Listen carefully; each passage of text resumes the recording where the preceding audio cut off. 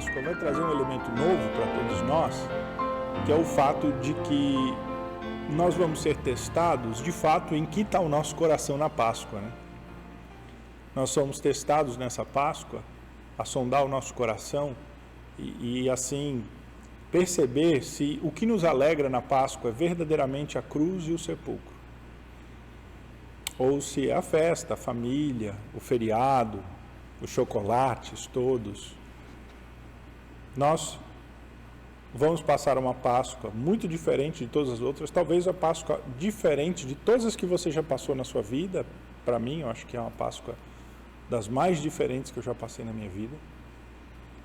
Mas Deus nos dá a graça, irmãos, de nós podermos passar a Páscoa em casa com a nossa família. E em casa com a nossa família nós vamos celebrar este grande marco do cristianismo, que foi a morte e a ressurreição do Senhor Jesus. E curiosamente, se nós pensarmos na origem da Páscoa, lá no Egito, o Senhor Deus mandou que cada família se trancasse em casa, né? Olha, cada família se tranque em casa, porque o anjo da morte passará nessa noite. E você vai se trancar e você vai celebrar a Páscoa com a sua família. Um cordeiro preparado para cada família. E a família junta, e ela ali na sua casa, celebraria, trancada, de portas fechadas, sem poder sair na rua, ela celebraria a Páscoa. Segura de uma coisa, de que o sangue, a marca do sangue do cordeiro que estava sobre a sua porta, os livraria daquela peste, daquela maldição de morte que passaria sobre o Egito. Nesse sentido, essa nossa Páscoa, ela se compara muito a essa, né? Nós vamos celebrá-la dentro das nossas casas, trancados, né? Sem sair na rua, e há uma peste lá fora, né? Há uma doença lá fora. E nós teremos a chance de, então, buscarmos ao Senhor Deus em família. A Páscoa era também um tempo para os pais ensinarem os filhos, porque nos anos depois, subsequentes à celebração da Páscoa, eles deveriam repetir esse mesmo ritual, se trancar nas suas casas, comer o cordeiro cevado, estar vestido com roupas de viagem, sandália nos pés, comer pães sem fermento, ervas amargas. E quando os filhos, então, eles perguntassem: por que meu pai? Por que minha mãe? Nós fazemos tudo isso. Então os pais ensinariam os seus filhos, né? Porque éramos escravos no Egito. E o Senhor, nosso Deus, nos livrou com mão poderosa. Nós vamos poder contar, então, aos nossos filhos essa razão quando eles nos perguntarem. E assim, então, quem sabe em casa, celebrando a Páscoa de uma maneira bem diferente, trancados dentro da sua casa, sem poder sair ou se deslocar normalmente, nós vamos reviver aquela expectativa daquele povo que estava pronto para a libertação do Senhor, estava pronto para receber do Senhor o amparo, o auxílio. Essa é uma grande oportunidade para nós ensinarmos os nossos filhos, né? Sobre salvação, sobre redenção, sobre como Deus age, né? O que Ele faz. E espero que você aproveite aí na sua casa, com a sua família, esses dias para isso. E, portanto, em preparação para esses dias, eu quero conduzir aqui uma mensagem da Palavra de Deus, que vai relembrar aquela noite de quinta-feira, né, em que o Senhor Jesus ceou com os seus discípulos pela última vez e logo depois foi preso. E em preparação aos eventos que nós teremos nesse fim de semana. Eu queria meditar com os irmãos na Palavra de Deus sobre aquela experiência da última ceia, que aconteceu numa quinta-feira como esta, quinta-feira que antecedeu a crucificação do Senhor Jesus, né? Aquele último dia do Senhor Jesus com os seus discípulos.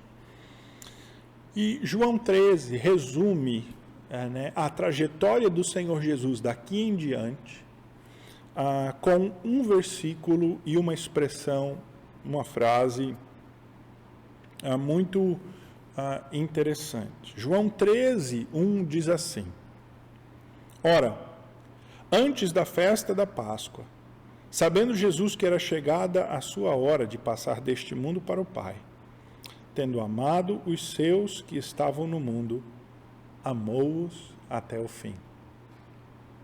Tendo amado os seus que estavam no mundo, amou-os até o fim. Essa frase, ela é como que um resumo e é uma preparação do leitor para tudo que iria acontecer a partir do capítulo 13 até o final de João.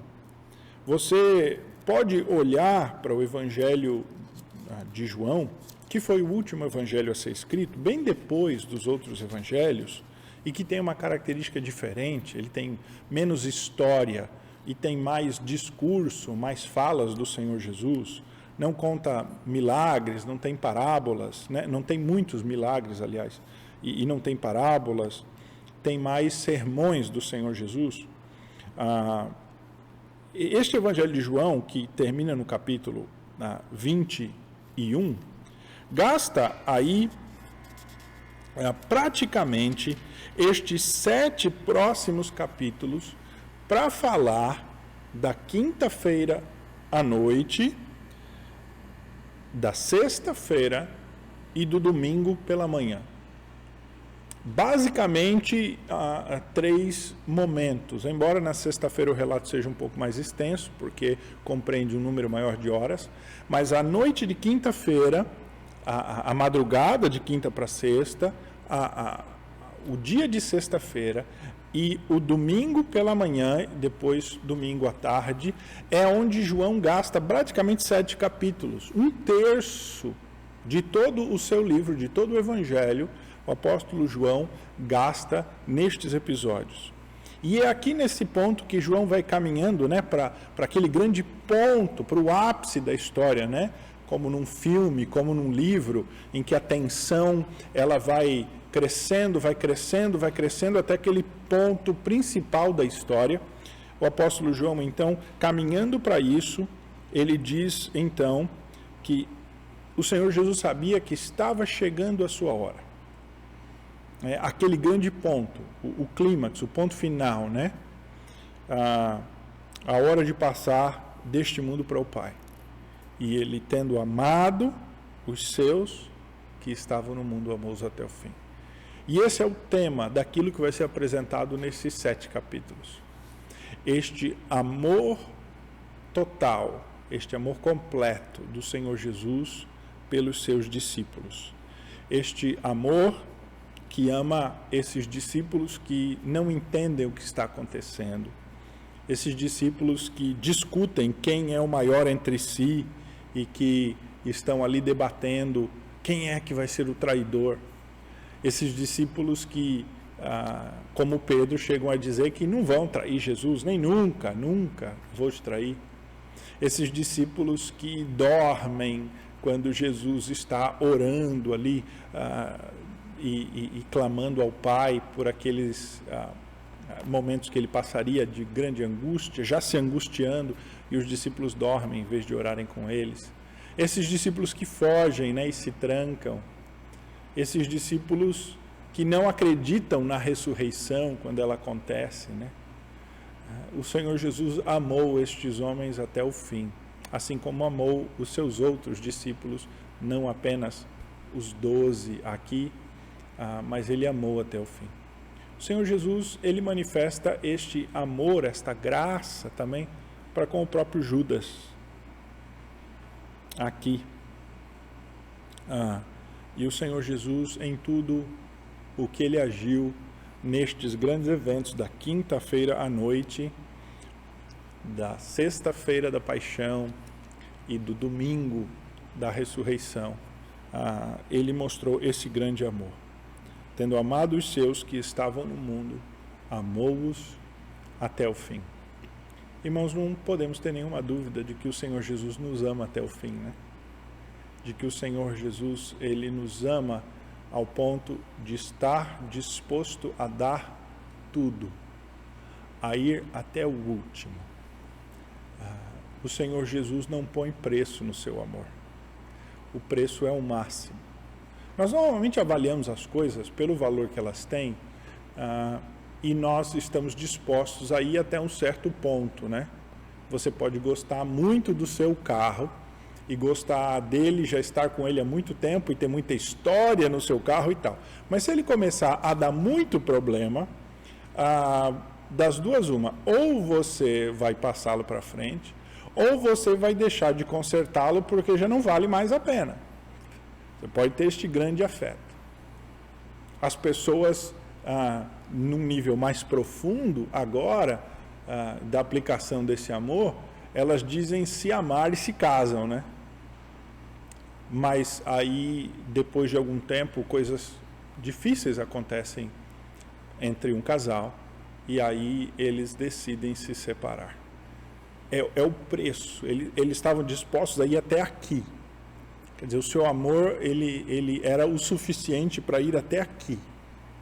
Ele não passou daquilo. Então chegou a um ponto em que não dá mais, não tem mais amor, não tem mais... Então aí o divórcio acontece. E eu sei que há muitos fatores, a questão do divórcio é uma questão que tem muitos níveis, envolve muita coisa, mas de modo geral, o desentendimento que leva ao divórcio é o desentendimento que chega a um ponto em quando alguém coloca um preço no seu amor. E ali, a partir daquele momento, o seu amor começa a ficar muito caro. Então, já não ama mais. Já se desgasta. Já se perde. Alguém pode amar muito um amigo, né? Mas também nos relacionamentos de amizade, ou em qualquer outro relacionamento de família, nós podemos chegar a um ponto em que nós dizemos, aí não dá mais. Até aqui eu vou.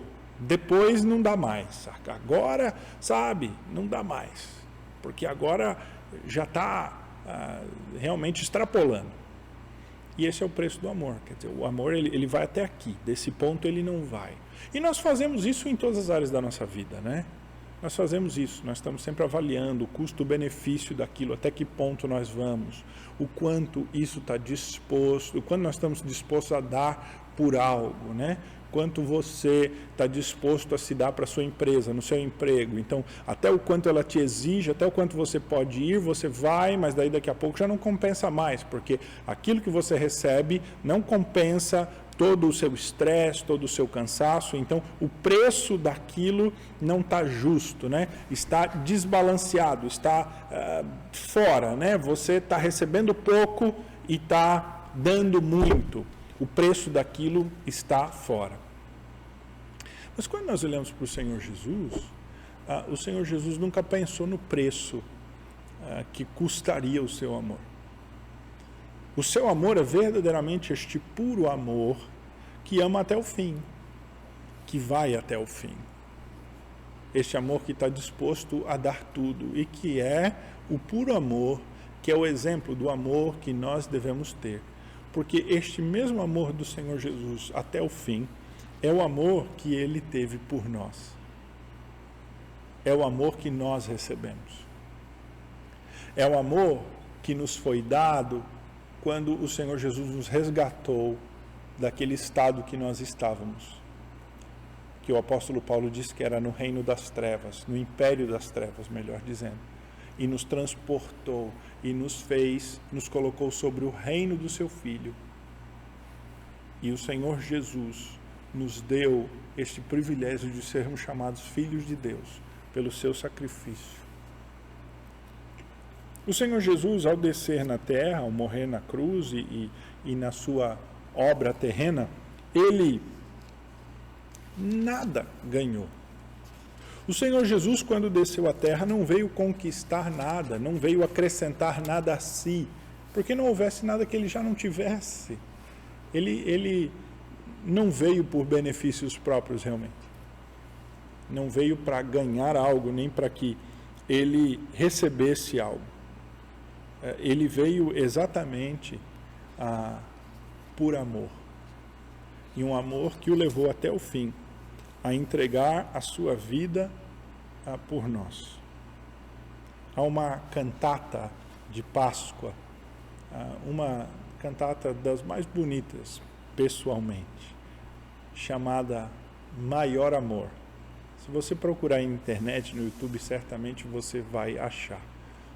Quando eu era um adolescente, jovem na igreja, fazia parte do coral e nossa igreja, num dos anos, o coral ensaiou esta cantata, Maior Amor. E é uma cantata que eu, desde aquela época, aprendi a gostar, e toda vez que eu a ouço, eu sou muito edificado. E a estrofe é exatamente esta, né? Maior amor, é maior amor. É este amor grande, este amor superior do Senhor Jesus. E essa cantata, que é muito bonita, gosto muito das melodias, ela bate nesse ponto, ele frisa este grande amor, este amor superior do Senhor Jesus, que se doou por nós e que nos amou até o fim. O Evangelho de Mateus registra essa última quinta-feira do Senhor Jesus com seus discípulos, dizendo assim, lá em Mateus 26, a partir do 17. No primeiro dia da festa dos pães asmos, vieram os discípulos a Jesus e lhe perguntaram: onde queres que façamos os preparativos para comer a Páscoa? E ele lhes respondeu: ide à cidade ter com certo homem e dizei-lhe, o mestre manda dizer, o meu tempo está próximo, em tua casa celebrarei a Páscoa com os meus discípulos. E eles fizeram como Jesus lhes ordenara e prepararam a Páscoa. Chegada a tarde, pôs-se à mesa com os 12 discípulos. O Senhor Jesus manda os seus discípulos prepararem então a Páscoa, aquele dia que era um dia sagrado, era uma festa santa. Ele tinha vindo de Jerusalém, caminhando vários dias, entrado em Jerusalém, né, saudado com os mantos e palmas de palmeiras, né, as folhas de palmeiras, ao povo que cantava Hosana, né, nos salva, declarando a ele ser o Salvador. Ele gastou aquela última semana em Jerusalém, a maior parte do tempo no templo do Senhor, ensinando, orando, né? Mas pregando, instruindo pessoas, fez cura nesse último dia. Os fariseus tentaram de todos os lados, acharam uma oportunidade para prender Jesus, porque naquela ocasião, naquela Páscoa, Jesus era o nome mais celebrado em Jerusalém. Todos falavam de Jesus, isso praticamente só se falava de Jesus, né? Entre os judeus era o nome que estava em todas as bocas, e os fariseus estavam enciumados e eles queriam acabar com aquele movimento dos nazarenos, e eles tentaram armar de todo jeito, até que Judas é aquele que, incrédulo e tendo o coração tomado pelo mal, vai aos fariseus e dá a eles a oportunidade de pegarem Jesus, né? Ele diz: olha, eu sei onde é que vocês podem prendê-lo de uma maneira sossegada, pacata, porque os fariseus não encontravam oportunidade de prender Jesus em público, uma vez que ele era muito querido e muito benquisto pelo povo, e não queriam fazê-lo com alarde, né? Com medo da repercussão disso. Então o Senhor Jesus gasta aquela semana no templo. Ele normalmente sai à noite para ir orar no Monte das Oliveiras, e lá ele gasta um tempo em oração. Depois, pela manhã, ele retorna e volta e gasta o tempo no templo, na casa do seu pai. É ali que ele quer estar. Os seus últimos dias na terra ele gasta na casa do seu pai, ensinando, pregando, orando, em contato com o povo.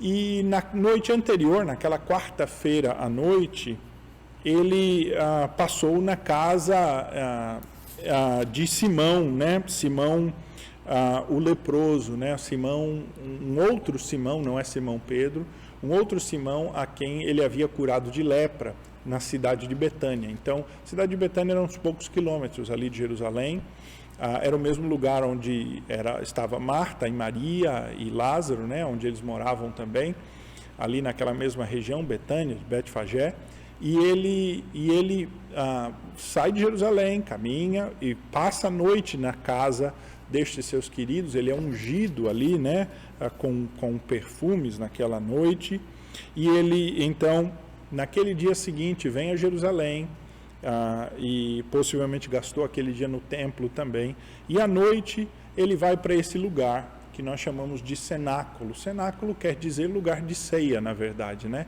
É uma sala ampla onde se faz uma refeição, se dá uma festa com refeição, né?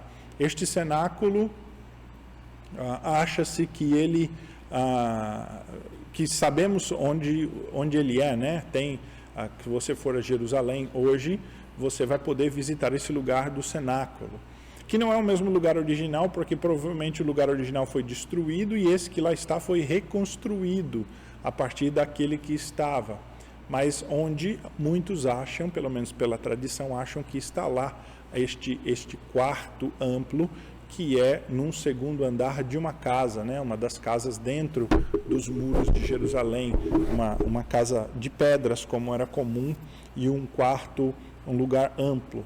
Ali o Senhor Jesus celebra esta sua última ceia, na festa da Páscoa com seus discípulos, segundo a tradição, com os pães sem fermento, comendo aquilo que estava prescrito para ser comido, do modo como era na lei de Moisés, e assim então o Senhor Jesus participa desta ceia. E é aqui então que o Senhor Jesus, após eles terem comido, né, já estavam de barriga cheia, o Senhor Jesus então toma um pão e ele diz, né, tomai e comei, isto é meu corpo, e toma o cálice e diz, bebei dele todos, porque isto é o meu sangue, o sangue da nova aliança derramado em favor de muitos para a remissão de pecados. Aquele texto que nós lemos toda a ceia, né? Os discípulos aqui, eles estavam sem entender o que isso significava. Eles foram entender tudo isso depois. Como nós dizemos no popular, a ficha foi cair depois, né? Eles não compreendiam o que estava acontecendo, mas o Senhor Jesus estava os preparando para que depois da ressurreição eles instituíssem esse santo sacramento na igreja, na celebração da ceia. E Jesus então, nesta noite, ele adverte os seus discípulos de várias coisas. O Evangelho de João nos relata que Jesus vai falar do Consolador que virá, que ele estava partindo, que ele ia preparar morada, mas ele não os deixaria órfãos, ele mandaria o Consolador, e o Consolador os guiaria a toda a verdade. E é também nesta conversa, então, que o Senhor Jesus aponta o traidor, e o Senhor Jesus diz assim, a partir do versículo 31 do capítulo 26 de Mateus, ele diz assim, esta noite todos vós vos escandalizareis comigo, porque está escrito, ferirei o pastor e as ovelhas do rebanho ficarão dispersas. Jesus avisa os discípulos, ele diz, olha, nesta noite vocês se escandalizarão comigo. Por assim dizer, nós podemos entender essa palavra, escandalizareis, como vocês se decepcionarão comigo. Nesta noite, eu estou adiantando, vocês vão ter uma decepção comigo. E aí o Senhor Jesus cita, então, o texto bíblico de Zacarias, uma palavra profética, que diz assim, ferirei o pastor e as ovelhas do rebanho ficarão dispersas. Irmãos, eu queria, sem me delongar muito, gastar um tempinho aqui nesta palavra, porque eu acho que ela é uma boa palavra que representa o momento da cruz, e que reflete num período de incertezas e de dúvidas, de se dispersar, que podem ser aplicados ao tempo que nós estamos vivendo agora. Às vezes nós gostaríamos de saber o futuro, né? Nós gostaríamos de ter uma palavra que dissesse, olha, amanhã acontecerá tal coisa, para que a gente pudesse se preparar e a gente pudesse tomar decisões melhores. Mas será, irmãos, que realmente, se nós soubéssemos o que aconteceria, nós agiríamos diferente do que nós agiríamos normalmente? Aqui os discípulos estão sendo preparados, mas eles recebem essa palavra completamente incrédulos. Completamente sem ter a noção, discernimento do que Jesus está falando aqui. Porque a expectativa dos discípulos era outra. A expectativa dos discípulos era de que Jesus, ele estava agora se alçando ainda mais, tendo todo esse apoio do povo, sendo celebrado pelo povo, se tornando um nome na boca de todo mundo, ele estava se alçando ao cargo de Messias.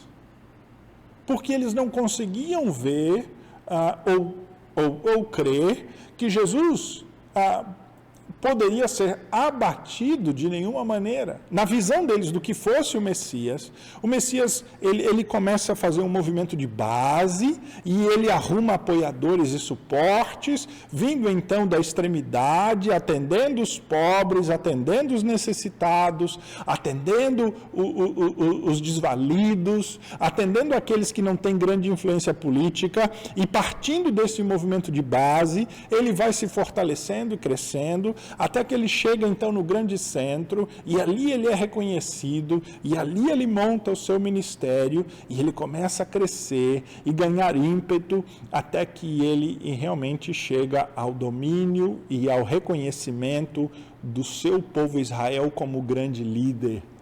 E aí então ele exerceria o seu papel messiânico.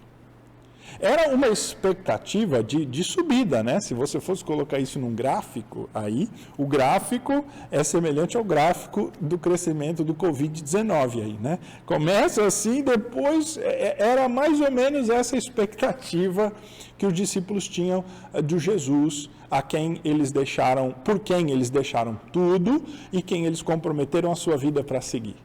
E agora, nesta festa de Páscoa, sabiam que tinha a oposição de alguns, mas ser Messias é isso mesmo, né? Se tornar rei é isso mesmo, é enfrentar a oposição de uns, até poderosos, mas você, quando derrota os poderosos, se torna mais poderoso que eles, e você ascende, e você se torna grande. Os discípulos, eles tinham essa mentalidade, né, esse pensamento da vitória, né, uma palavra que a gente ouve muito na boca de muitas pessoas hoje, que falam do evangelho, se ditas cristãos, pregadores aí. Mas o plano do Senhor Deus era muito diferente. O plano da redenção, deste amor que vai até o fim, era um plano muito diferente, irmãos. Era um plano que incluía ferir o pastor mortalmente, o que não passava pela mente dos discípulos. Pedro achava que isso era pessimismo, né, do Senhor Jesus, de pensar pouco de si, talvez algo como nós chamaríamos hoje de uma baixa autoestima, né? Certa vez ele repreende Jesus, né? Ele diz mais antes, no capítulo de Mateus 10, capítulos antes, ele diz, né? Não penses pouco de ti, Jesus, quando ele diz assim, olha, eu vou morrer, tal, vou ser maltratado pelos principais autoridades. Ele diz, não, que isso? E Jesus o repreende duramente, né? Arreda de mim, Satanás, né? Naquele episódio bastante famoso, porque não passava pela cabeça dos discípulos a ideia de que o Messias sofreria. Messias é vitória, Messias é coisa boa, Messias é positivo. Ser Messias, e principalmente fazer o que Jesus fazia as curas, falar o que Jesus fazia, confrontar do modo como Jesus confrontava, tudo estava batendo com essa expectativa de crescimento, de vitória. Mas o plano de Deus era outro, já havia sido anunciado pelo profeta Zacarias, 600 anos antes. Um pouco menos do que 600 anos, né? Uns 500, 450, 500 anos antes do Senhor Jesus nascer. De que o pastor, a certa altura da história, na verdade, no clímax da história, ele seria abatido. na hora, no grande momento, o mocinho cairia do cavalo.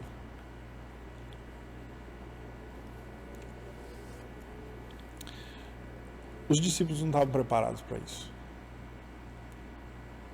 Eles estavam preparados para uma história que eles tinham escrito na sua mente e que eles queriam ver feita, mas eles não estavam preparados para a história que o Senhor Deus já havia decretado antes da fundação do mundo. Sua expectativa era outra. E é por isso, então, irmãos, que ao ferir o pastor, eles se decepcionariam profundamente e eles ficariam dispersos. Isso não é diferente conosco, porque toda vez que nós nos decepcionamos com aquilo que Deus faz, e veja, quando nós nos decepcionamos com as coisas que estão acontecendo, indiretamente nós estamos nos decepcionando com Deus, e precisamos sondar o nosso coração muito bem, porque se nós declaramos que Deus é soberano e que Ele controla a história, na prática, algo que acontece vem da mão de Deus. É Deus quem está fazendo. E quando nós nos decepcionamos com algo, aquilo nos abate de uma maneira tal que nós corremos como ovelhas dispersas sem pastor. Nós estamos, na verdade, decepcionados com o próprio Deus. E nós temos que pensar sempre em tempos de tribulação, irmãos, em tempos em que as coisas vão muito diferentes daquilo que nós imaginávamos. De fato, se a nossa expectativa é uma expectativa muito diferente daquilo que o Senhor Deus está fazendo, e se a nossa fé, ela é uma fé que não se fundamenta em promessas verdadeiras que o Senhor Deus fez, mas em expectativas que nós criamos no nosso coração. Porém, o Senhor Jesus diz assim, continuando o texto, Mateus 26, versículo 32 agora: mas depois da minha ressurreição, irei adiante de vós para a Galiléia. Mas depois da minha ressurreição, eu vou adiante. A ideia do pastor, né, que vai à frente das ovelhas.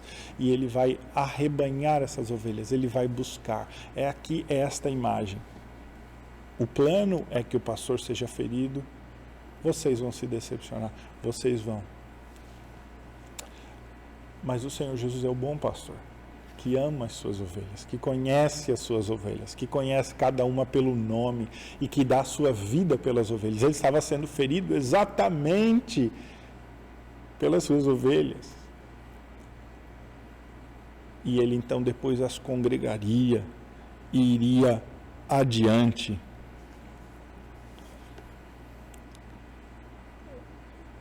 Mas aí talvez essa não seja o que nós queremos, né? Nós somos como Pedro, versículo 33 diz assim: disse-lhe Pedro, ainda que venhas a ser um tropeço para todos, nunca o serás para mim. Ainda que o Senhor venha a ser uma decepção para todos, oh Jesus, para mim o Senhor nunca me decepcionará. Ah, Jesus, como eu te amo, Jesus lindo, Jesus bendito. Ah, este povo que está aí é um povo sem fé, é um povo incrédulo. Eu não, estou firmado na palavra. Eu não, estou firme em Jesus. Eu sou inabalável. Não, pastor, a minha fé ela não se abala, não. Ela está firme em Jesus. Tem gente caindo aí, mas eu estou firme. Está firme igual Pedro, irmão? Está firme igual Pedro estava? É? Ou está firme mesmo? Cuidado com a arrogância espiritual. Quando nós temos esse ímpeto de Pedro, nós não estamos agindo com fé, não. Nós estamos agindo com incredulidade e com mundanidade. O Senhor Jesus então responde a Pedro e disse: em verdade eu te digo que nessa noite, antes que o galo cante, tu me negarás 3 vezes. Pedro. Em outro texto bíblico, o Senhor Jesus revela a Pedro que Satanás quis a alma de Pedro. Mas o Senhor Jesus diz: eu roguei por ti. É uma passagem muito curiosa, né? O que seria Satanás querer peneirar, né? Querer a alma de Pedro. Será que estava no alcance de Satanás? Tendo a crer que não. Mas isso significa que Satanás queria avançar sobre Pedro de um certo modo, a derrubá-lo, envergonhá-lo, mesmo que ele continuasse um incrédulo, para desfazer qualquer mérito, tirá-lo do caminho. Mas o Senhor Jesus diz: mas roguei por ti, Pedro. O Senhor Jesus está dizendo: olha, eu vou ser ferido, vocês vão se decepcionar, vão ser dispersos, mas eu vou arrebanhar vocês. Pedro diz: não, eu não vou. Pedro, você vai me negar hoje. Pedro podia ter ficado quieto a partir desse ponto, mas ele não fica, né? Ele não fica. Ele vai além, ele diz: ainda que me seja necessário morrer contigo, de nenhum modo te negarei. Ainda que seja necessário morrer contigo, nunca te negarei. Irmãos, como às vezes nós pensamos demais acerca de nós mesmos e pouco acerca do plano de Deus. Nós às vezes olhamos para os outros, né? E dizemos assim: ainda que estes aí tropecem, mas eu não. Não há situação que abala a minha fé. Não, sim, irmãos, há muitas situações que abalam a nossa fé, sim. Talvez a sua fé agora está abalada pelo corona aí. Talvez as suas finanças estão abaladas, a sua vida, o seu emprego está em risco, sua saúde ou perigo e medo pelos seus pais ou queridos, e você está abalado aí. Talvez você está nesse ponto de decepcionar-se com Deus, né? Decepcionar-se com o que Deus está fazendo. Mas, irmãos queridos, o Senhor Jesus está tão no controle. Deus está realmente guiando todas as coisas para a consumação que Ele mesmo projetou e designou, que Ele sabe até das nossas quedas e das nossas falhas, e Ele nos adverte, e Ele nos chama, e Ele está disposto a nos buscar. Mesmo quando a gente age arrogantemente como Pedro, com incredulidade, com altivez, né? Meu irmão, nessa Páscoa nós precisamos usar desta ocasião que Deus nos deu por essa pandemia que aí está e pelas medidas que foram tomadas, as restrições todas e as possíveis implicações financeiras, para nós nos firmarmos na cruz do Senhor Jesus e no sepulcro do Senhor Jesus, no sepulcro vazio. Nós temos que usar esse final de semana para ser realmente, para sondar o nosso coração, para limpar a nossa vida de todas as falsas expectativas, de todas aquela fé que é humana, toda aquela altivez petrina aqui, empáfia, que não é fé. Para realmente nos submetermos com toda a humildade ao Senhor Deus. Ele não nos desamparará, irmãos. Ele é o bom pastor. Ele cuida de nós como um pastor que dá vida pelas suas ovelhas. E mesmo que a gente se disperse ou haja um momento de afastamento do pastor, o bom pastor, ele vai atrás das ovelhas, né? Ele diz assim: eu sou o bom pastor. O bom pastor dá vida pelas ovelhas. O mercenário que não é pastor, a quem não pertencem as ovelhas, vê vir o lobo, abandona as ovelhas e foge. Então o lobo as arrebata e dispersa. O mercenário foge porque é mercenário e não tem cuidado com as ovelhas. Eu sou o bom pastor.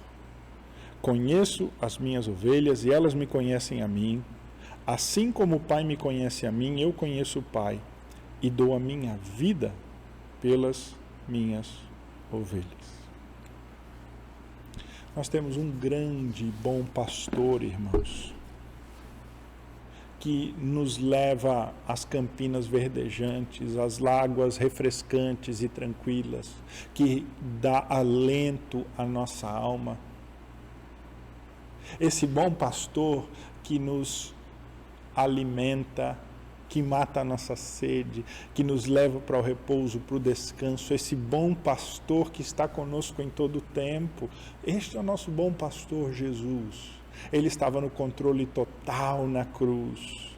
Ele estava no controle total da sua vida, porque Ele a entrega e Ele ressuscita no domingo.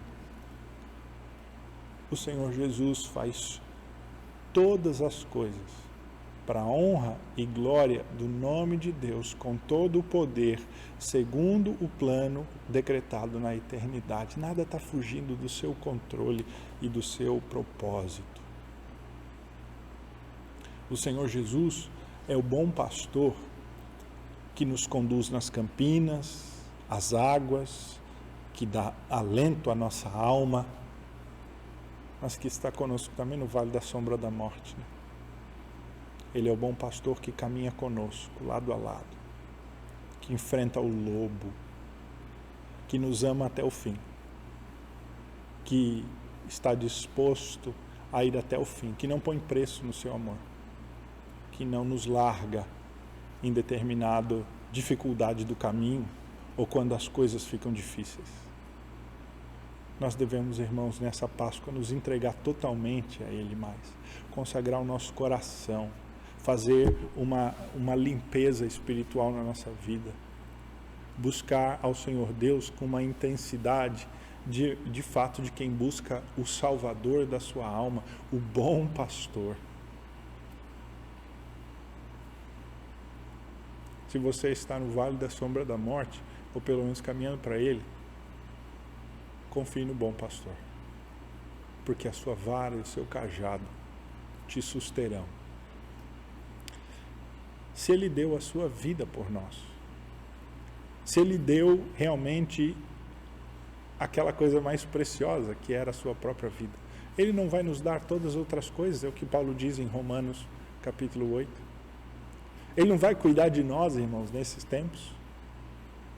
Ele não vai andar conosco ao nosso lado, o que não quer dizer que nós teremos facilidades, mas nós teremos o seu amparo.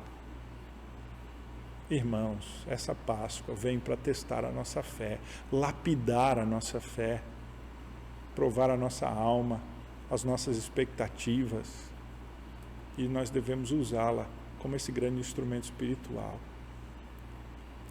É impossível esquecer essa pandemia do novo coronavírus nessa Páscoa, mas coloque de lado, olhe para a cruz, desligue aí os noticiários, a TV, gaste tempo com a Escritura, gaste tempo com a família, gaste tempo em oração, gaste tempo cantando louvores, gaste tempo em boa atividade com a família,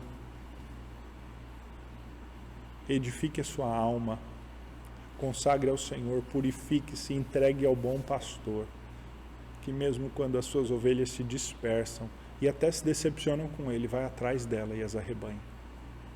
Nós temos um grande Salvador, irmãos.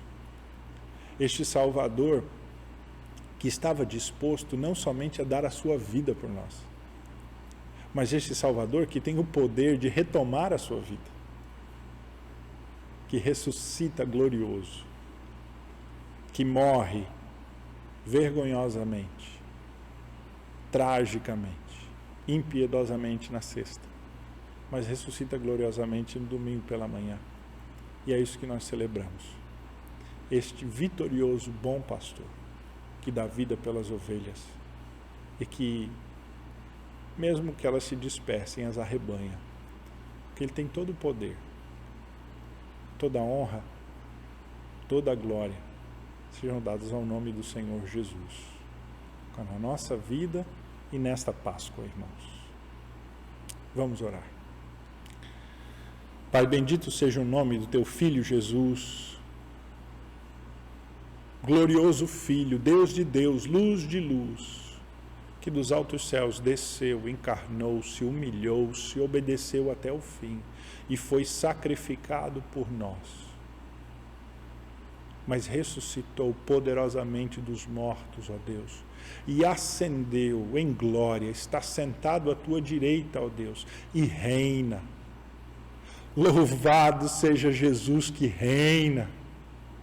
Bendito seja o nome do Cordeiro que derramou o seu sangue e com o seu sangue comprou gente de todo povo, de toda língua, de toda nação sobre a face da terra. Glorioso seja o nome de Jesus entre os homens, glorificado seja ele nos céus e na terra. Ó Pai, este Jesus que nós nos rendemos é o nosso pastor. É o pastor da nossa alma. Traz-nos paz, ó Deus. Que este bom pastor nos dê a sua paz, que a sua graça esteja sobre nós, que o sangue do Cordeiro livre as nossas casas do mal, e que nessa Páscoa, ó Deus, o nosso coração seja de fato confrontado acerca das nossas falsas expectativas e do teu bom cuidado para conosco, daquilo do teu bom plano. Assim, ó Deus, purifica o nosso coração, nos aproxima da cruz, nos dá alegria, ó Deus, e lábios de louvor pelo poder da ressurreição. Ó Pai, traz glória ao nome do teu Filho, através de nós, por meio da obra do Santo Espírito no nosso coração. Lábios de louvor que o bendizem. Sê com o teu povo, ó Deus, que está na sua casa agora. Teu povo que está talvez decepcionado, abatido, disperso, ó Deus. Ó Pai, que a tua palavra o renove, o fortaleça. Que a tua palavra os dê ânimo, ó Deus. Que a tua palavra, ó Deus, venha a chamá-lo para próximo da cruz. Eu clamo por cada família, ó Pai, que compõe a nossa igreja, cada irmão, cada irmã, os nossos filhos. Mantém-nos firmes, ó Pai, no rebanho do bom pastor. Assim que essa Páscoa seja uma Páscoa abençoada, no lar, na família, na casa de cada um de nós, ó Deus. Assim nós louvamos o teu nome, Jesus, e te pedimos, o nosso Salvador. No nome dele oramos. Amém. Meu querido irmão, que Deus o abençoe e que você de fato use esse tempo de Páscoa para ser um período abençoado aí para você, para a sua vida, para a sua família.